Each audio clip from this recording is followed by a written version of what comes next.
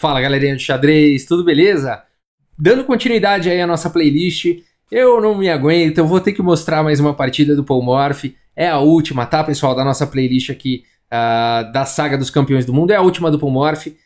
Depois do Paul Morphy, a gente segue adiante, tá bom? Com o Steinitz, jogador fortíssimo, claro, foi o melhor do mundo e tido como o primeiro campeão mundial oficial, vamos falar assim, né? Ele jogou um match... nós vamos falar dele nos próximos vídeos, tá bom?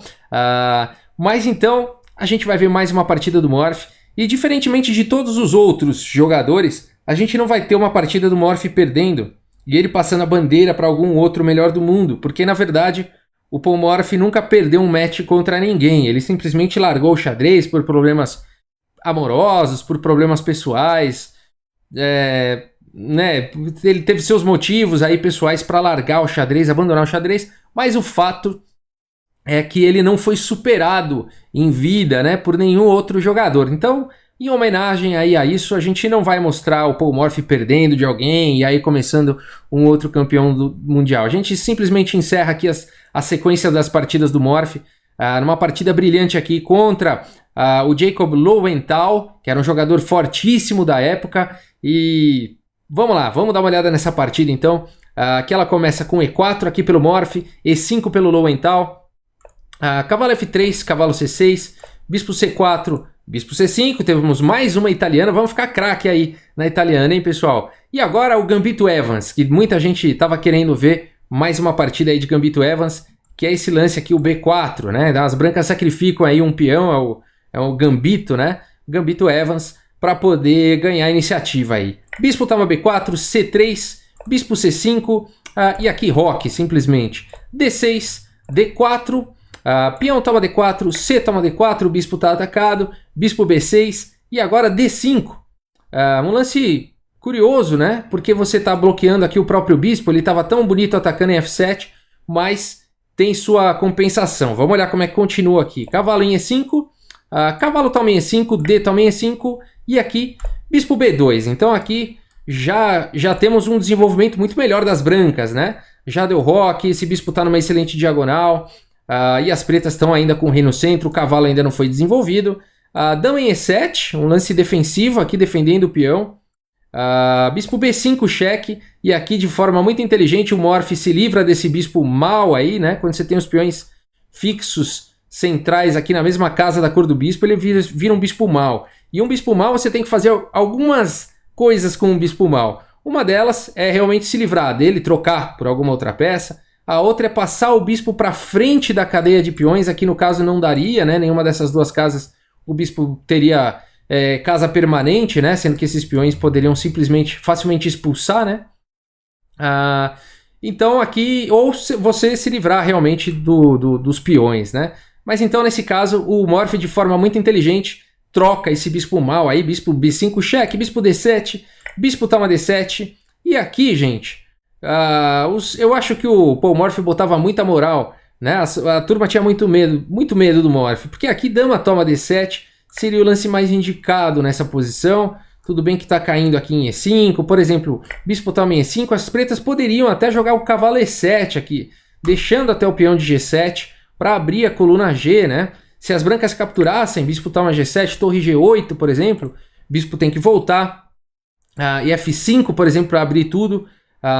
Então aqui já fica claro que as pretas vão querer atacar na ala do rei. As brancas poderiam tentar um ataque aqui na ala da dama com A4, por exemplo.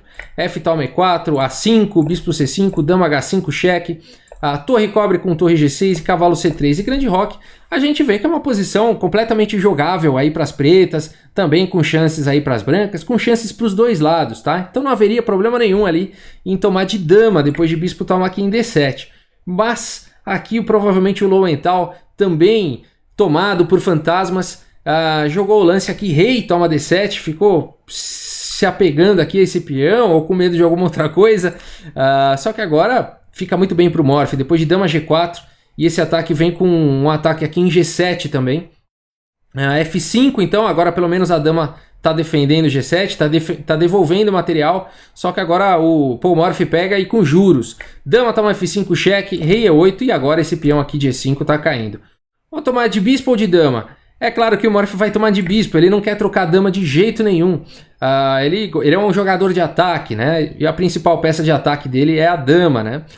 Cavalo aqui em H6, dama F4, rei D7, mais uma vez tomado por fantasmas aqui. O Lowenthal vai para esse lance rei D7, talvez querendo conectar as torres. Mas aqui o lance indicado realmente seria a torre F8, né? Um lance talvez até bastante natural de se jogar nessa posição. Depois de rei G3, por exemplo, as pretas teriam até esse lance cavalo aqui em G4, tá? Atacando aqui o bispo, né? Duplamente. E aí, se dama toma G4, dama toma em E5, e tá tudo certo, né? As pretas conseguem jogar essa posição, é uma posição equilibrada. As brancas não têm, apesar desse rei estar exposto aqui, as brancas não têm muitas condições de atacar e de conseguir alguma vantagem, né? Nessa posição aqui ainda, por cima as pretas estariam atacando aí a torre, né? Teria que jogar um cavalo em A3, e as pretas ainda teriam um recurso torre toma em F2 aqui, que é muito bacana, né?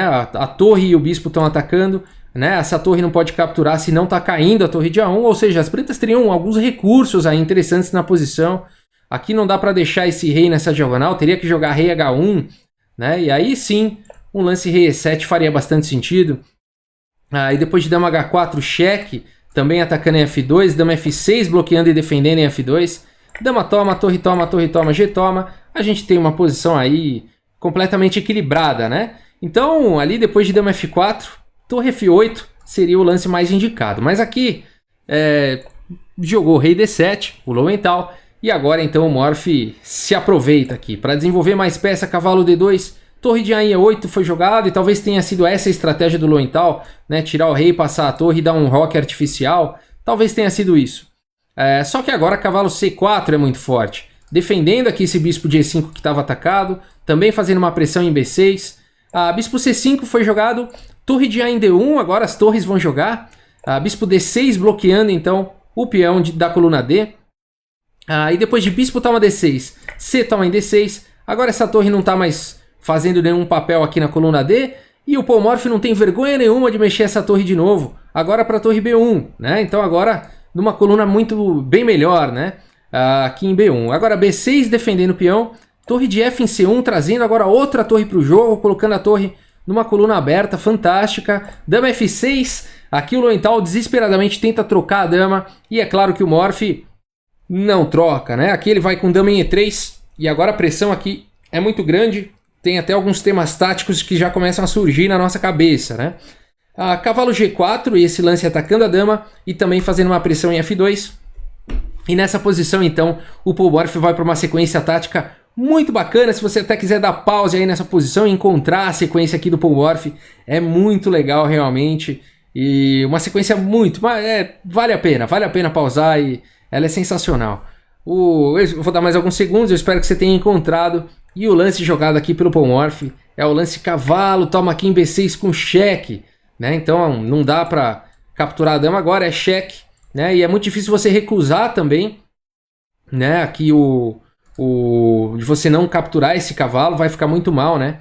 E aqui então depois de peão toma, o próximo lance também é muito bonito. Se você quiser dar pausa, ou se você já viu a sequência, ótimo. Se já viu a sequência inteira, parabéns. Se você ainda não tinha enxergado, pode tentar mais uma vez qual é o próximo lance. Vale lembrar aqui, né, a dica, né? A dama está atacada, né? F2 está atacado. Como continuar essa sequência? As pretas podem simplesmente sacrificar aqui daqui a pouco, né? E devolver um pouco de material para tentar igualar a posição. Como evitar isso, né? E aqui então o Morphy vai para uma sequência incrível. Espero que você tenha encontrado esse lance. Torre C7 cheque. Ele acabou de sacrificar o cavalo e agora põe essa torre aí na cara do rei. Muito bonito realmente. E aqui, bom, vamos lá. O rei não tem opção, né? Muita opção aqui. Ele tem só D8 ou capturar aqui em C7. Na partida ele seguiu com rei D8. Tá? O que aconteceria aqui se ele capturasse em C7? A sequência forçada de checkmate. Depois de dama toma B6, rei D7 ou rei C8, tanto faz.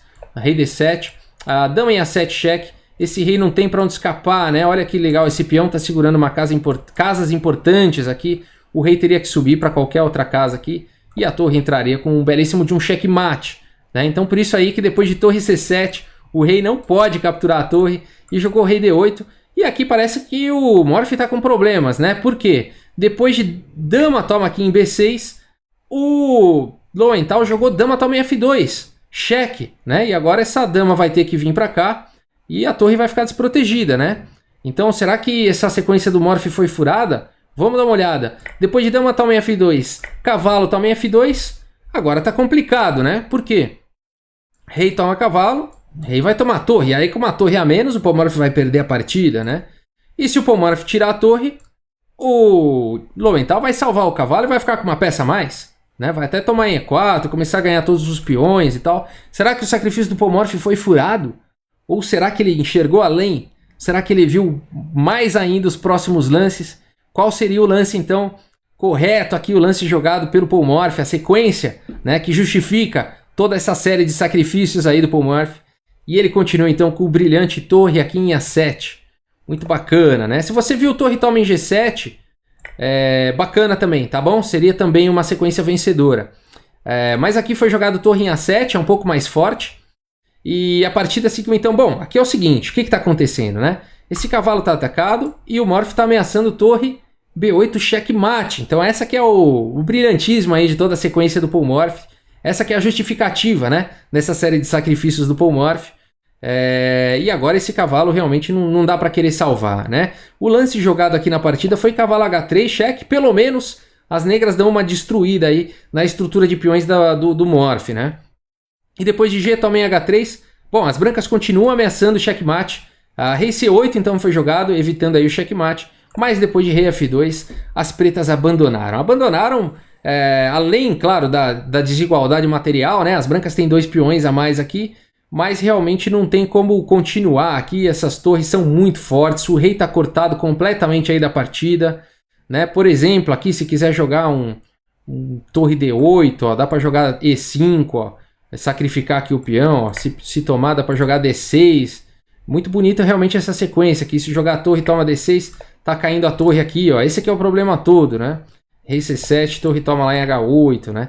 E se não tomar o peão, depois de D6, jogar qualquer outra coisa, jogar um cheque aqui, vamos dar um chequinho. Rei G3, por exemplo, né? Não dá pra você querer fazer outra coisa. Torre F... Vai que qualquer coisa perde. Vamos fazer qualquer lance aqui. Torre C7 seria checkmate, tá? Então, a gente vê que as ameaças são muitas, né? Depois de rei F2... Aqui o Lowenthal calculou e viu que não tem jeito, né? Essa torre não pode nunca largar a oitava, se não tem cheque. O rei não pode sair daqui se não tem checkmate. Esse peão vai subir e vai ter sequência de checkmate. Enfim, não tem o que fazer, né?